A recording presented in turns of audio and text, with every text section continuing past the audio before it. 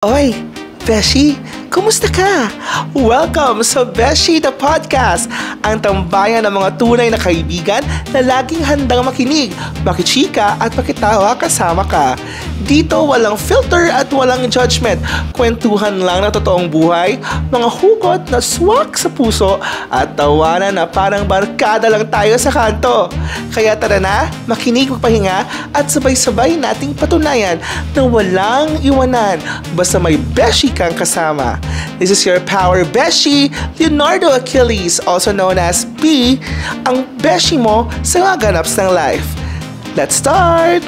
Okay. Welcome sa ating first ever episode. Ang ating first ever episode for the Beshi Podcast. For those who have been listening to my podcast, for those who are tuning in, meron akong former podcast. Actually, this is the third podcast format na nabuo ko po. Yung first ever ko is yung Late Night Thoughts. Diba? It's here on my YouTube channel. Then it was followed by Sana Nga, the podcast. Although I did not officially say goodbye to those podcast formats, I felt like I was kind of forced to be inspirational when I hold those podcasts. Parang sa Sana Nga kasi dapat inspirational. So parang na-force ako to fit in all my stories there. Sa Late Night Thoughts naman, parang dapat puro contemplative, medyo pahugot all the time. Gusto ko lang naman maging baliw minsan. Gusto ko, I could just talk about anything under the sun. So I thought of another podcast name wherein I could almost discuss where I could discuss almost everything under the sun. So here it is. Ito na nga ang birth ng Beshi the Podcast. Kasi ba parang sa Beshi mo kaya mo pag-usapan anything with your best friend. So I hope na yung mga tagapakinig natin ngayon, yung mga nakikinig sa podcast na ito, you'll find me as your Beshi. Charing!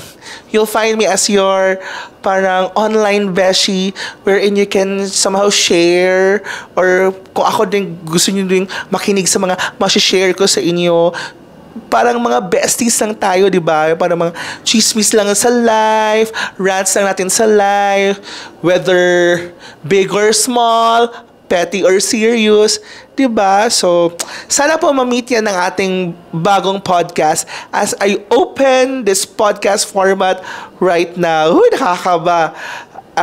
Kasi for the past few episodes po ng aking previous podcast, parang nafo-force ako maging seryoso. Nafo-force akong hindi ako seryoso. It's one aspect of myself. It's one aspect of my life. Pero ang gusto ko pong makita ng people, ng audience ko, nakakatawa po kong tao. I mean, I'm fun to be with.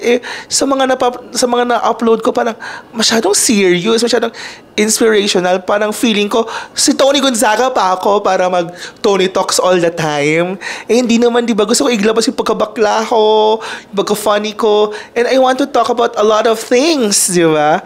So, ayun, here is the new podcast. Sana magustuhan ninyo, no? So, ayan. Dito kasi sa Beshi, the podcast, pwede tayong maging baliw. Diyos ko, Lord. Kung baliwan ang usapan, no? Baliw ako, no? So, chareng. So, sige lang. Let's tame it down for the first episode, no? Huwag muna natin ilabas masyado. Dahan-dahan nating baliwin. Charing. Now, for our first episode, ang talak natin for today ay Single bells. Single all the way? Char! So, usapang singleness.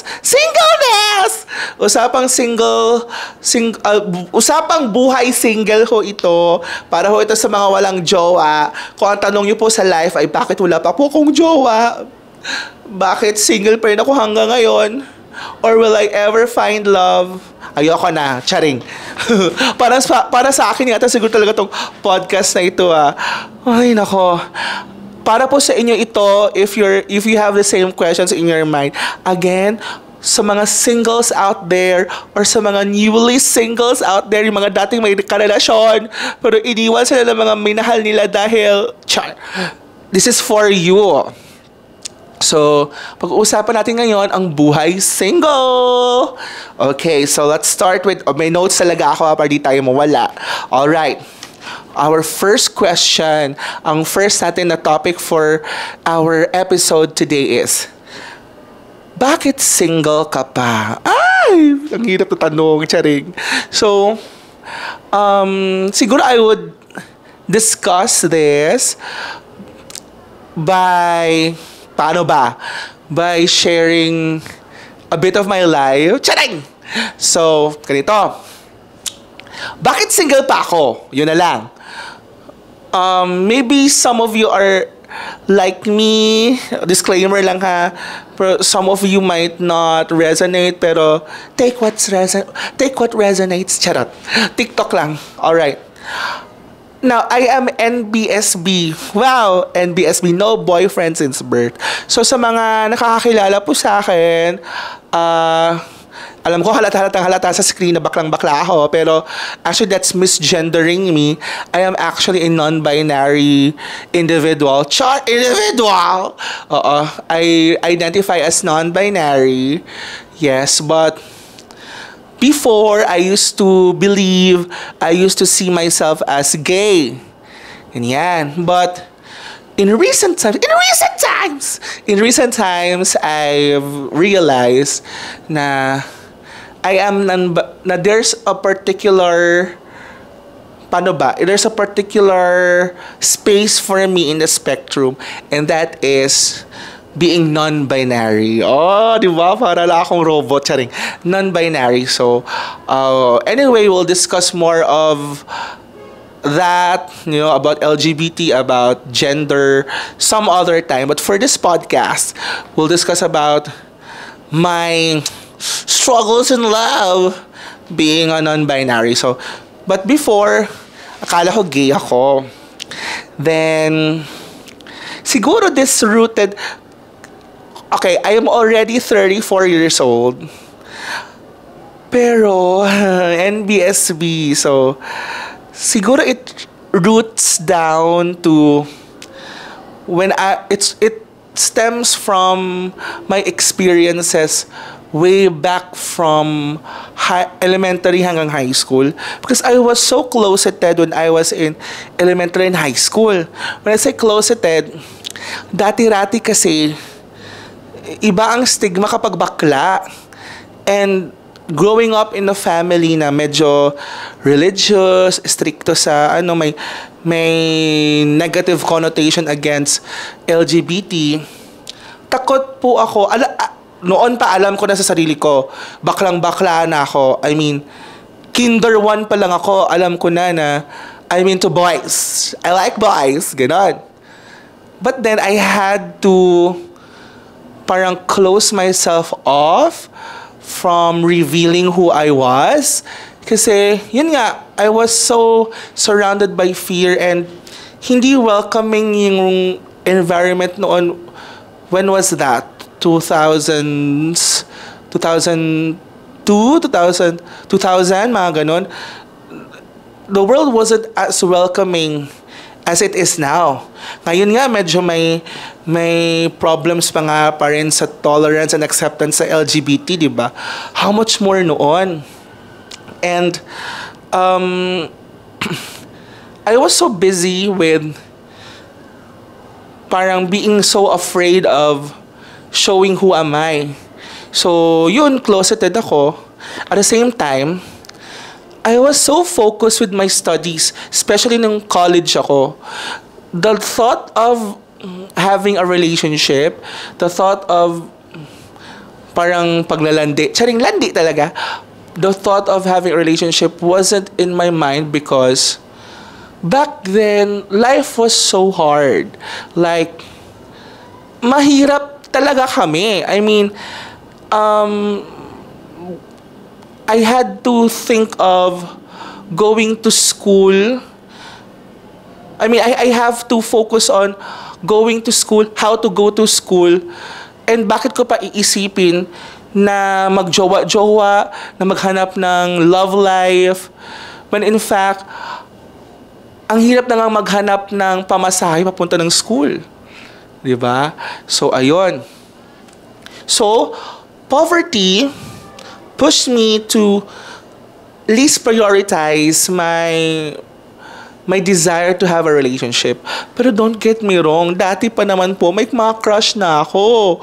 Opo, kung crush lang, ay ang dami be.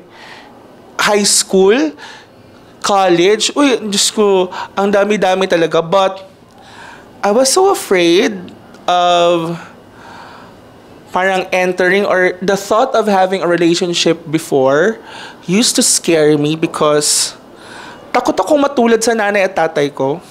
My mom and dad married each other when they were both 19 and 18. 19 si Papa, 18 si Mama. Parang they were forced to marry each other kasi 'di ba noon pag makita kayo mag-holding hands, makita kayong magkasama, dapat pakasal ka agad, ganyan. So parang they were a victim of that situation. Ending, ayun, naging sila. And I did not grow up. My sister and I did not grow up in a very comfortable family. As in, like, it was so hard for us kasi my mom had to struggle being a government worker. My dad also struggled. My dad talaga, papa lang, uy. Dato, my father used to be a seaman for 1 year. Pero di niya kinaya yung homesickness.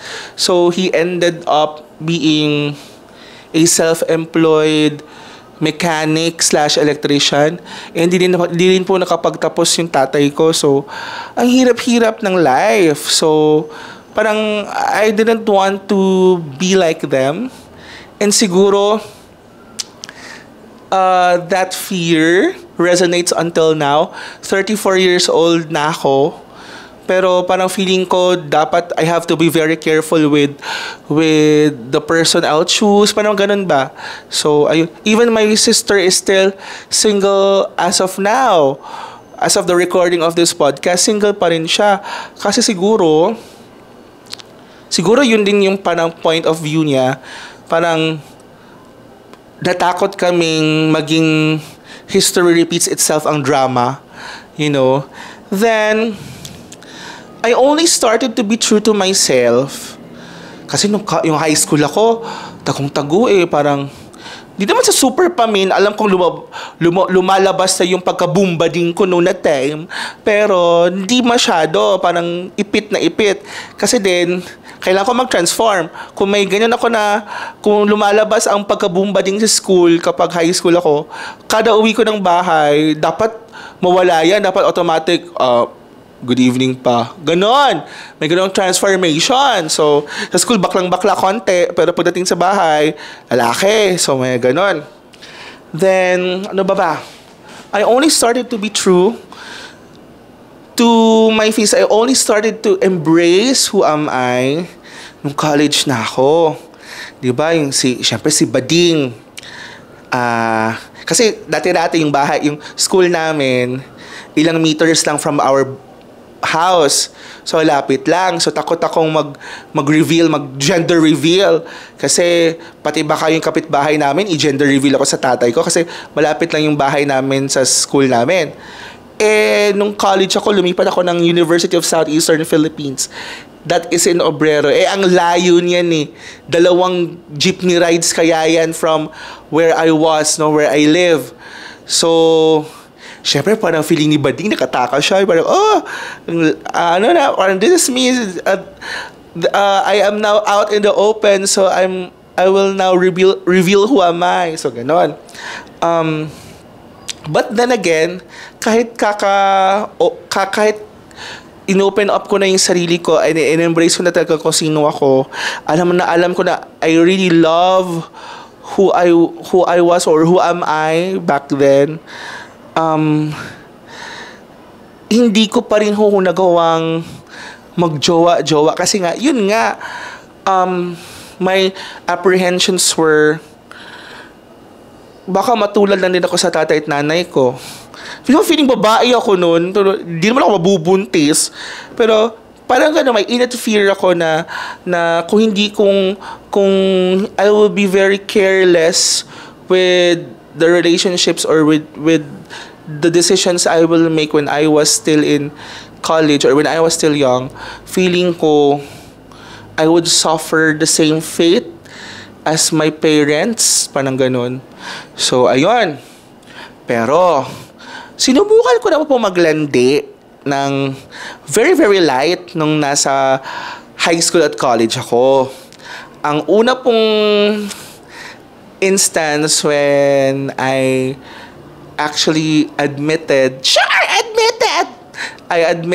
to somebody na I like him, like, oh my God, I like you. Tapos ito yung kwento. Itago na lang natin siya sa pangalang, paano ba? Itago lang siya sa pangalang Mike. Ay, ang lapit ng pangalan niya. Mike ha, Mike. Oh, Mike yung kanyang name. Pero hindi po Mike yung name niya. Malapit doon, ganyan. I think it was in second year high school. Tapos, oh my God, nakakainis to. Crush na crush ko to. As in, I mean, ang laki kong bakla, no? Mas chubby pa ako noon, ganyan. Para kong ulikba. Pero, every time nakikita ko siya, ang pleasant ang mukha niya. Chinito siya, ganyan. Di siya yung pinakamatipuno. Di siya pinakamacho. Actually, ang payat-payat niya. Para siyang pero, siguro dahil mabait siya. O, mabait siya sa akin. Tapos, di naman sa naging mabait lang sa'yo, bet mo na agad. Di naman mo ako ganun kasyalo. Pero, yun yung unang-unang nagugustuhan ko parang, di agad sa super gwapo, yung parang mabait siya. Tapos, bonus na yung medyo cutie siya, ganyan. Tapos marunong, ewan ko lang kung ano sa inyo to. Parang, tawag ito, paano ba deal breaker ba ang tawag dyan? Or deal, or parang ito yung parang ito yung what seals the deal. Marunong siyang mag-gitara. Ang galing niya mag-gitara, di ba? So, syempre si bakla in lababo, di ba? Parang, crush ko siya. So, hindi ko alam kung what dawned on me. Dati uso pa yung text pa dati, wala pang chat So, di niya alam number ko, pero alam ko number niya. So, si Bading nag-text, nag-reveal ng feelings. Pero, ito yung catch. Mike didn't know at first na ako yon. I pretended to be a girl. Sabi ko, ay, oo, kilala kita. But I won't tell you who am I. Pero ganyan. Basta I pretended as a girl. Kaya girl ako at first. Ganyan. Pero, eventually, parang he had to leave school kasi he and his family will go to the USA. So, di ko hindi alam ano nagtulak sa akin. I confess na, ito si Leo pala to, ganyan. Crush kita! Tsare, ganyan. Ako pala yung siya, ganyan. Although, di naman siya, alam ko nagulat siya, pero hindi naman siya nag-violently react on it. Pero, na-feel ko yung shift. Parang, ay, may nagbago. Ay, may nag-iba. Ganun. So, iba na yung treatment niya towards me. Iba na yung yung parang pakikitungo niya. So, it made me sad, pero sabi ko, ganito kaya ang story ko sa love. When I admit my feelings, rejection talaga. Pero, siyempre si bakla, may hope pa rin siguro sa susunod na mag-a-admit ako ng feelings, siguro, success na. Sumakses na talaga, ganyan. Ito, So yun, pumunta na lang talaga ng ESA si Mike and his family. Hanggang ngayon nandun pa rin sila. Ayun, wala nang communication, wala nang parang parang yun yung story ng first ever. Siya kasi yung first ever, di ba siya yung first ever crush ko, pero siya yung tinuturing kong first ever confession ko sa love, ganun. Di epic fail. Ito, pangalawa, college na ako nito. Second year ulit, pero second year college. Si Bading, may crush ulit. Crush, dami kong crush. Crush sa university publication. Dati po kasi miyembro ako ng university publication namin sa USEP. Shout out dyan sa mga The Collegiate Headlight, no? Baguhan pa kaming dalawa noon. Yes. Mga baguhan pa kami na staff. Parang newly hired staff kami ng publication. Ganyan. Itago na lang natin siya sa pangalang Roy. Ganon. Ang lapit ng name. Hindi Roy ang name niya, pero malapit. Charing. So, si Roy. Paano ba to? Crush ko siya dahil, ewan ko ba, ito ha, hindi rin siya ang pinakagwapo ha. I mean, mas marami pang mas gwapo sa kanya. Di ko lang alam kung ano yung, ako po kasi ay isang sapiosexual. Ano po ibig sabihin ng sapiosexual? I am attracted to smart and intelligent guys. Minsan bonus na akong pogi, ganyan, pero di naman hindi sila pogi, pero I make sure na may konti naman ding mukha, pero hindi ako sa mukha naka-base lang, ganon. I mean, ang talino niya kasi. Tapos mabait pa, ganyan. Cute lang siya, ganon. Tapos, ang hirap din sa tulad kong 5'11" na bakla. Lahat ng crush ko mas maliit sa akin. Siya lang yung parang medyo lumapit lang ng konti sa height ko. Pero medyo 5'10"-ish. 5'9", 5'10" siya. Ako 5'11". So, okay, pwede na, ganun. Si bakla, inlababo sa kanya noon. So, syempre, todo contemplate ako, aamin ba ako or hindi, di ko na kaya. Ganun ako. One time, sabi ko, di ko na kaya. Tapos, may hope ako ba na, if I reveal, or if I confess my feelings to him, itry ko kaya, siguro naman, baka pwedeng may mangyari. Mangyari! Char lang.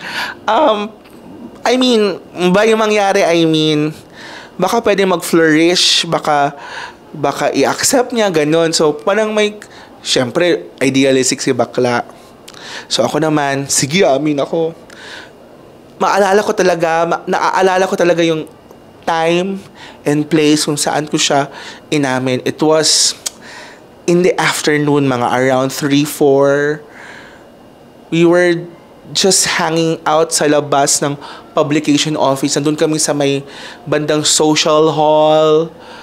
Wala lang, parang we were just killing time. Tapos bigla lang dumapo sa akin yung idea na confess. So I confessed to him, sabi ko, ano mararamdaman mo if malaman mong crush kita? Ganyan. Tapos sabi pa niya, Bisaya to ha, pero I'll just make chika on it in Tagalog, ganyan. Sabi niya, ha? Okay lang. Gumanon siya. Sabi ko, crush kita. Ganyan. Or sa Bisaya pa, crush ta ka. Ganyan. So, okay lang din naman yung reaction niya. Tumawa lang siya. Kakainis.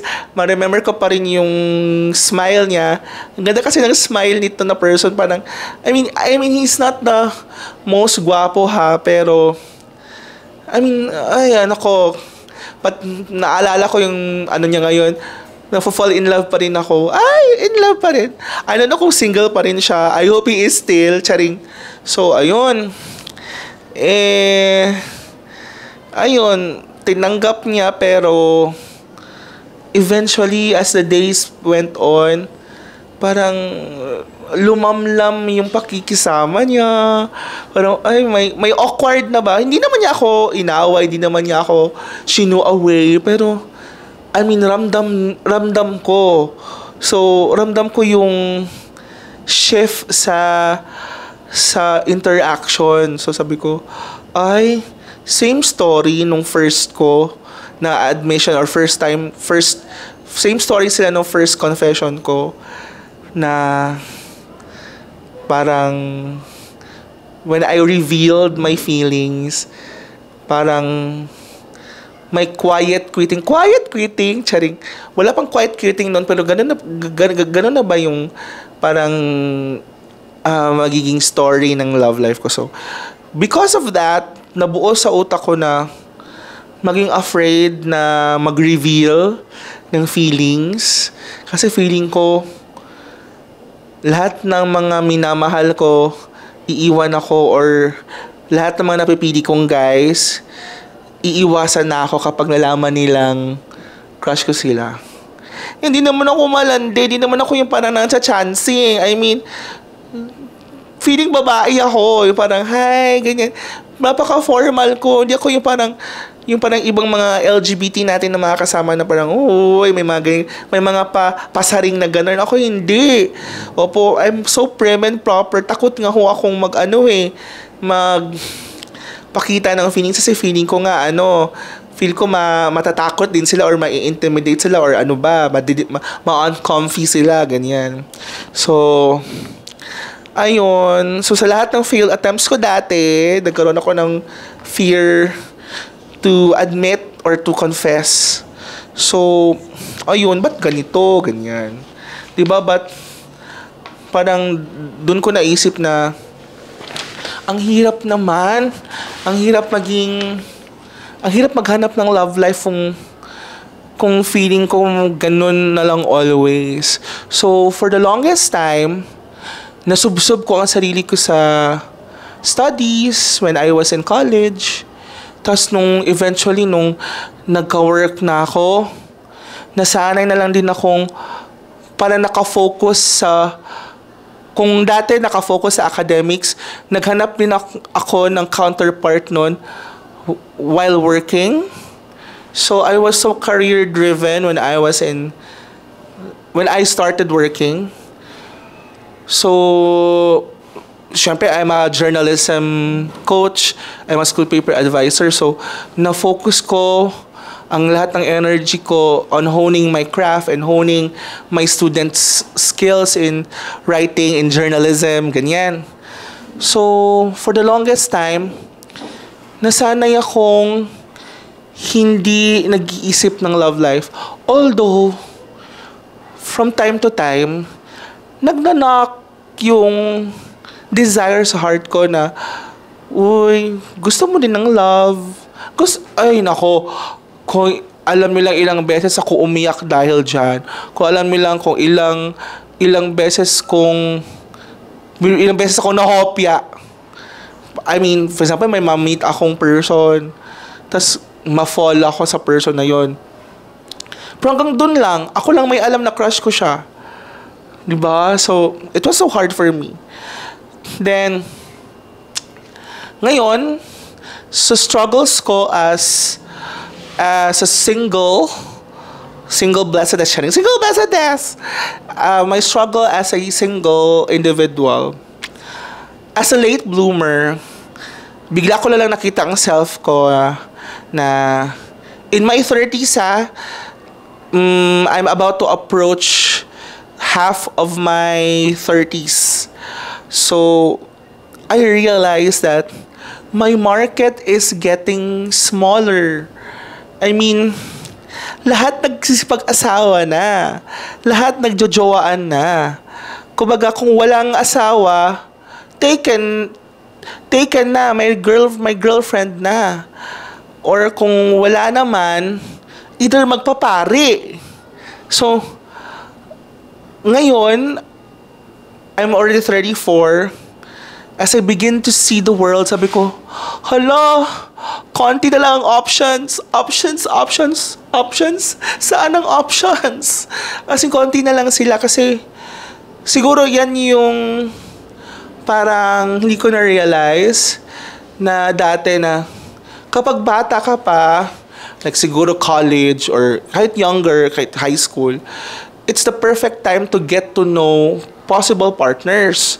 Kasi usually single pa yan or hindi pa taken yung maraming tao when you are still young. Pero ngayon na tumanda na ako, the market is so slim. Parang hala, kung hindi taken, I mean, kung hindi may asawa, may girlfriend. So, paano na? 'Di ba? And one time akala ko, ay okay, baka single to. Ganyan, crush ko. Or gusto ko. Eventually, pagkasabi, ay, taken na. Parang, ang hirap mag-invest ng feelings sa mga taong hindi mo na pwedeng asahan pang magmahal sa'yo. Sure! Diba? Then ganito pa.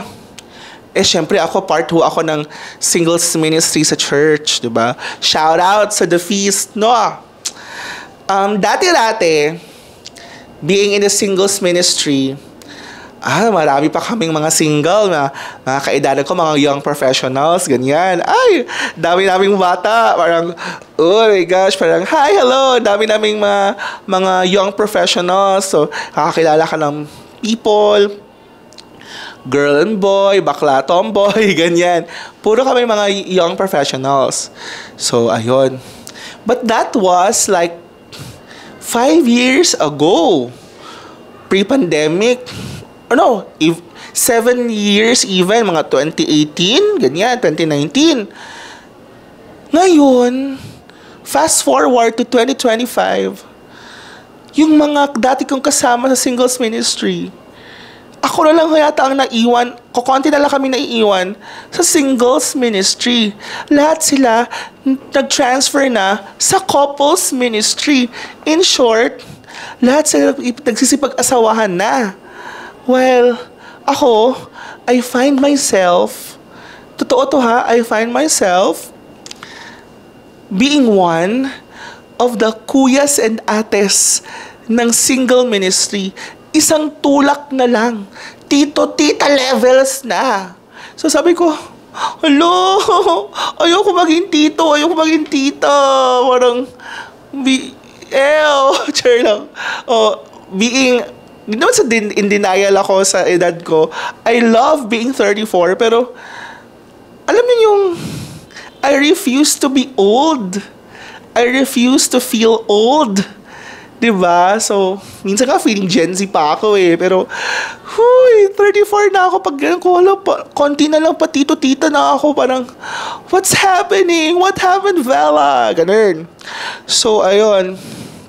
Now, pati trabaho ko, it limits my dating game. Kasi ganito, nagpapasalamat naman ako sa Diyos na hindi po talaga super aga ang pasok namin dito sa school kasi I belong to the afternoon-evening shift. So, kasi as a night owl, hindi ako sanay na nagigising ng maaga. So, late sleeper ho ako. Siyempre, late sleeper, late din gumigising. So, ang pasok ko po sa school ay 10 a.m.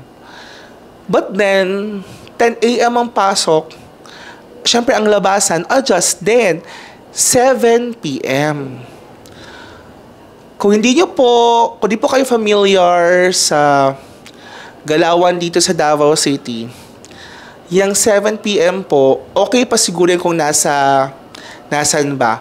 Kung nasa downtown or kung nasa main city proper ho kayo. Ako ho ay nasa Mintal. Mintal is like a sub-rural something area here in Davao. So, paglabas ko po ng school ng 7, tahimik na ho ang lahat. Charing. May mga konting establishments na open, pero I mean, it's not favorable for me to have a date or to meet people ng ganong oras dito sa Mintal 7, ganyan. Or siguro din dahil ako ho ay isang aging millennial na, again, I'm already 34. Ay nako, may curfew ho ang aking, paano ba? I have this, tawag ito? I have a curfew. I have a socialization curfew. Meron ho akong time limit. Once mag 9 p.m. na, lobat na ho ako. I mean, kailang beses ko nakita yan kay Clarice. May mga videos si Clarice online na yung nagre-relapse siya by 10. Huy, akala nyo lang, joke yun. Totoo ho yun. Ganun ho nangyayari sa akin. 8 p.m. may energy pa ako, pero once mag 9 na, low bat na ako. Parang maghahanap na ng kama ang likod ko, ganun. So, paano ako magsosocialize niyan? Kung ganun na yung mga nararamdaman ko. Ang hirap-hirap kaya. So, di ba? Pero, deep inside, gusto kong makamit ng people. Gusto kong makakonect. Pero, ayun, parang, yun yung mga things na naghihinder sa akin to do so. So, ayun. Ito pa. I tried being on dating apps. Name it. Facebook, dating, Planet Romeo, Grindr, yan. Nako, name it all. Na-try ko na kahit nga Bumble at Tinder, pinasok ko mga be. Kaya lang, sa dami na naman nakikilala ko online, di ba nakaka-make ka ng conversations with people online. Ang hirap-hirap lang kasi you will realize na iba pala ang currency ng dating apps, especially siguro sa LGBT. Maybe sa LGBT ko to mas nakikita. It's either sex or money or both. Ganun ho. Ang ilang beses ko pong na-encounter na sex agad ang hanap, or ilang beses po akong inalok na to hire somebody for a night of pleasure, ganun. Then marami din pong both. 'Di ba? So sabi ko, hirap naman ito. My intention was to find genuine love, to find a genuine relationship. Ang hirap-hirap lumandi kapag ang landi-landi nung environment, pero yung ibang klaseng landi na, I mean, may landi, di naman sa landi na naglalandi ako or gusto ko makipaglandian, gusto ko sex agad. When I say landian, in my terms, makipag-connect, makipagkilanlan, whatever. Makikonnect sa tao to start as friends, then somehow mag-blossom siya into a full-blown relationship. Ganon. Until, siguro kung aabot man sa sex, sa sex or sa ganong mga bagay, siguro eventually, pero hindi yun agad. Unang bungad ko pa lang nung app, ganun, parang, trip po ba ako? Car fun? Ganyan. Parang di na kaya ng diwa ko. So, sabi ko, di yata to para sa akin kasi call me idealistic ha, or judge na ako, bahala kayo dyan. Pero hindi ako sanay sa ganong kalakaran. Siguro kasi I grew up in a very conservative family, a conservative background. Then teacher ako. So ang hirap na maging ganon kasi people hold high expectations of us, 'di ba? Hold high expectations about people like me, about teachers, di ba? So, ang hirap-hirap. Then, takot din kasi ako to be careless. Kasi, hindi lang po kasi may possibility ng heartbreak. Yung posibleng sakit na makuha mo when you have relationships or when you indulge in those parang dynamic. Pwede ka rin magkasakit like literally ng STD or HIV AIDS. Lalo na ngayon sa case ko na I have a medical condition. Ang hirap to put myself into risk, 'di ba? Na kasi although HIV AIDS is already manageable through PrEP, through tawag yan, retroviral drugs bang tawag dyan. Pero I won't like to take the risk kasi yung sakit ko pala ngayon, I'm a chronic kidney disease patient, I'm a dialysis patient. Doon pala nga may challenges na dadagdagan ko pa ba? So parang sabi ko, ang hirap naman ito. 'Di ba? So tapos hayaan ko na lang kung ano yung magiging judgment niyo sa belief ko about love, pero hindi ang iniisip ko kasi sa love, parang ako kasi I dream of a picture perfect romance, yung parang ala Kathniel na movie, yung Dramamine ng love life, yung ganun. Yung romance, yung parang rom-com, ganun yung nasa utak ko. Sabihin na natin, napaka-idealistic mo naman, B. Parang, kaya hindi ka nagkakajowa. Pero, I can't help it. Yun ang belief ko about love. And, when the topic of love, or when the concept of love begins with sex agad, with doing the deed agad, nagdo-double take ako kasi I would like to do the thing with somebody na love ko talaga. Diba? Yung parang worth it talaga na ibigay ko sa'yo. Virgin. Virgin pa talaga. Oy, ganyan. So, diba? Tapos, diba may kodigo talaga. Kasi gusto ko yung may mag-hold talaga ng hands ko, yung paparamdam sa akin na hindi man ako ang pinakamagandang tao sa mundo, pero titingin siya sa mga mata ko at parang sasabihin niya na ikaw pa rin ang pinipili ko. Sa lahat-lahat, ikaw ang pinipili ko. Parang ganon, parang, oh! Tapos, ito pa, makwento ko lang, ilang beses na din akong umiyak sa simbahan dahil sa love. Opo, di ko na lang i-divulge ng bonggang-bongga, pero in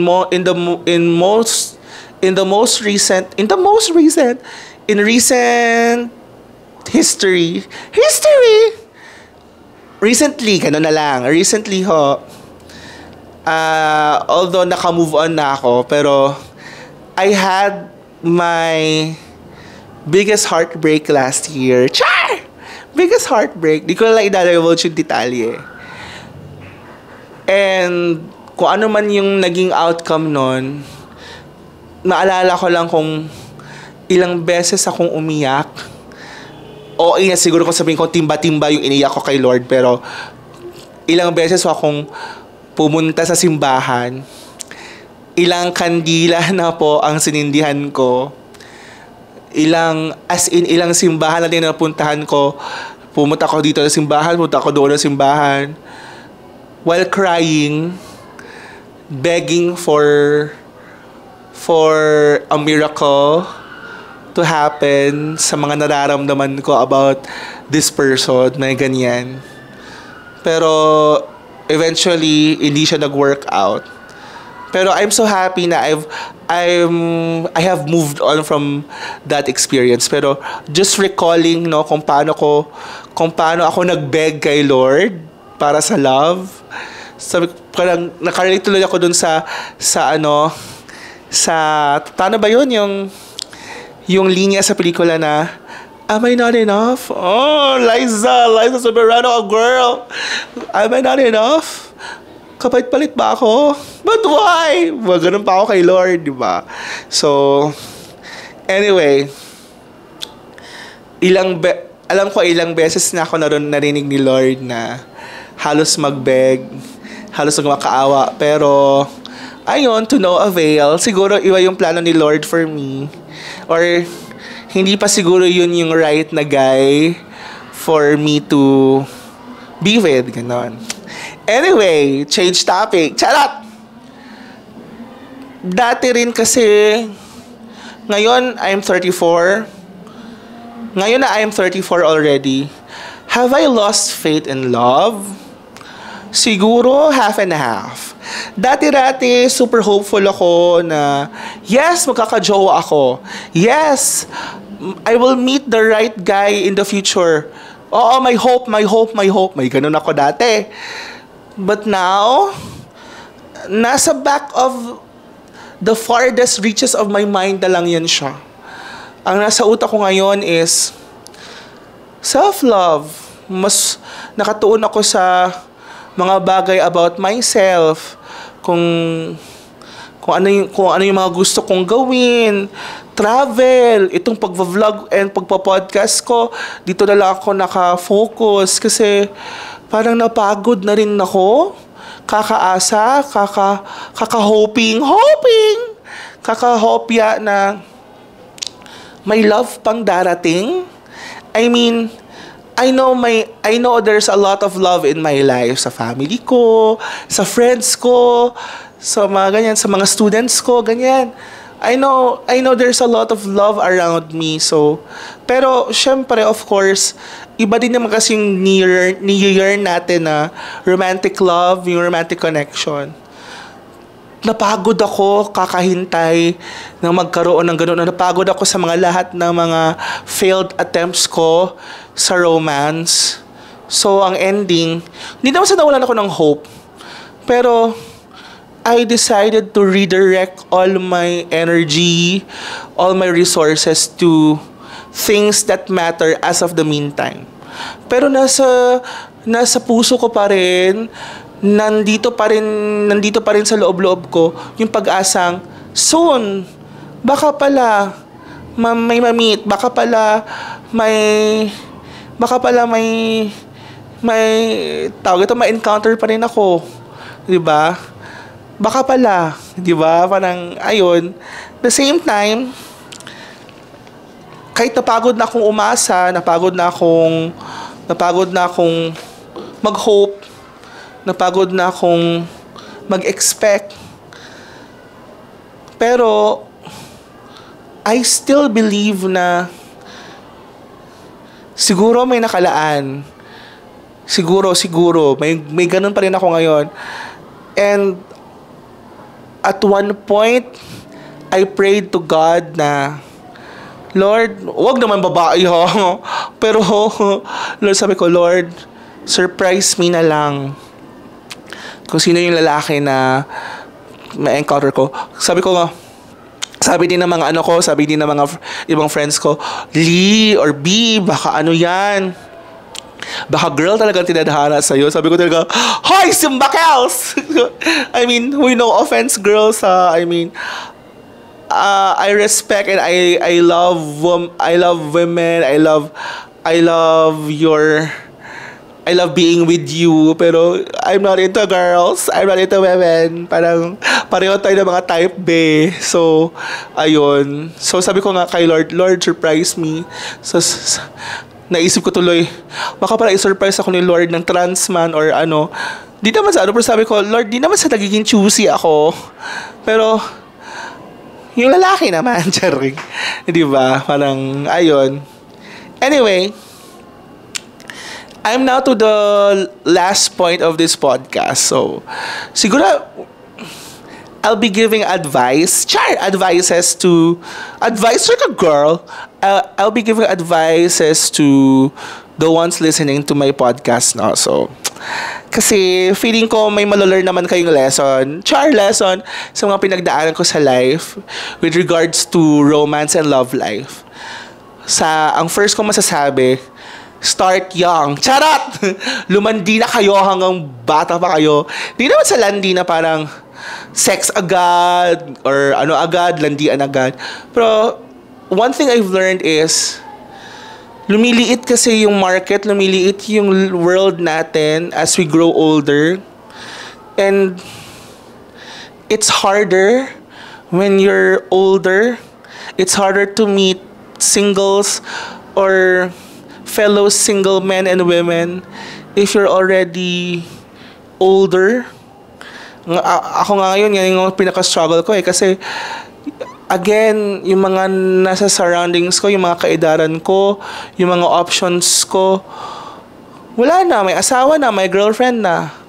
'Di ba? Ang hirap makahanap ng single. Tapos kung may single naman, di mo naman din bet, 'di ba? So ganon.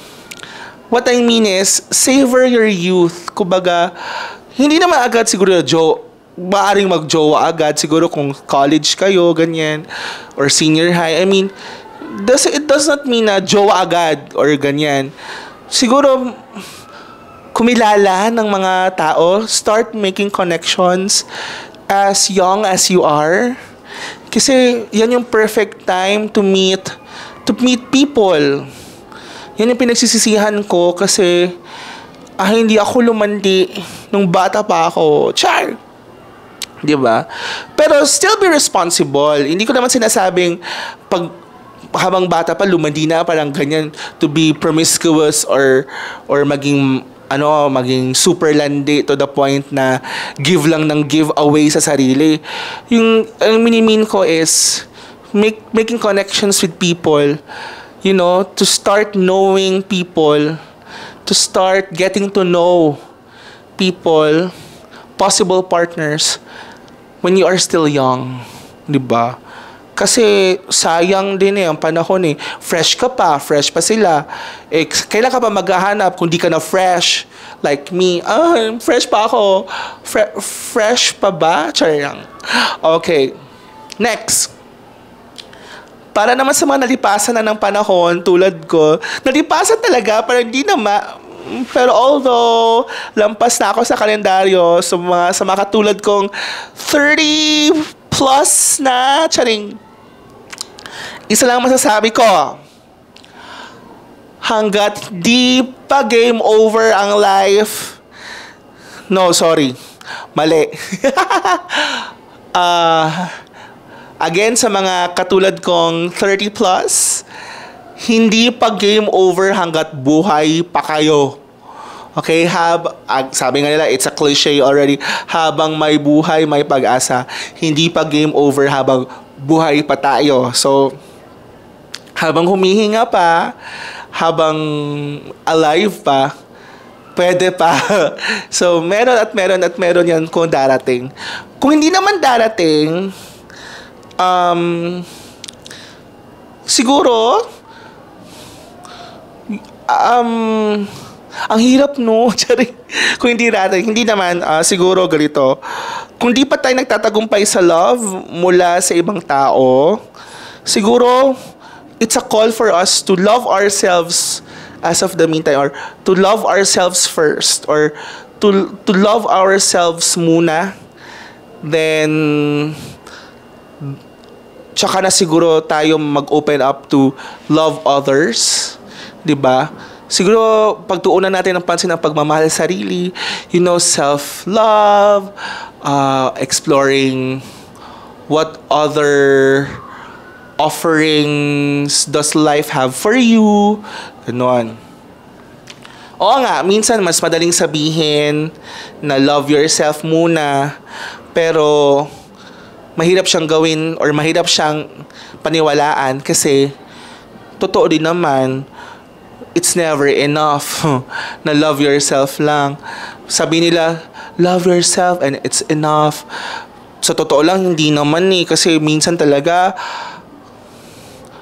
magna-knock talaga yung feeling na gusto mo din talaga may kasama. Iba din talaga, pero sa paniniwala ko, hanggat hindi pa gumigive up, habang hindi pa tumitigil sa paghinga yung life natin, meron yan.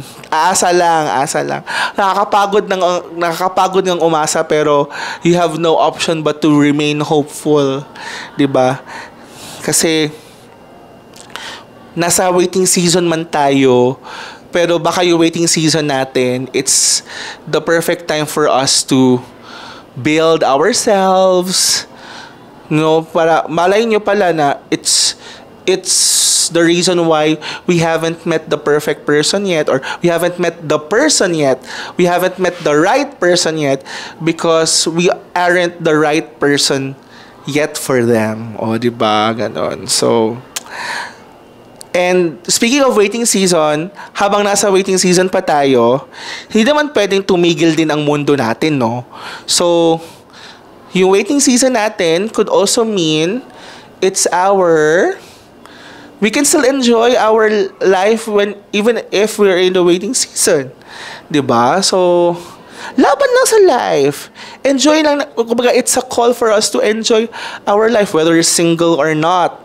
Kasi, what's important is we never lose the gift of love. Ay, ganun. Ika nga sa ating ever-mothering queen of all media, si Miss Chris Aquino. Love, love, love! Charing! So, ayun. Remain hopeful. Remain in love with life. Char! Well, dyan natatapos ang ating podcast episode for today.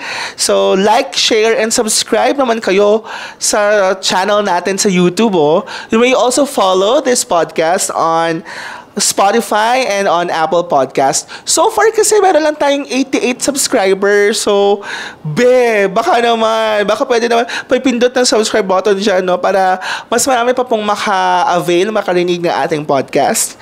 And once again, this has been your Power Beshi, Leonardo Achilles, also known as B, na nagsasabing, single man ako sa inyong paningin, puso ko'y aasa at magmamahal pa rin. See you in the next episode. Bye!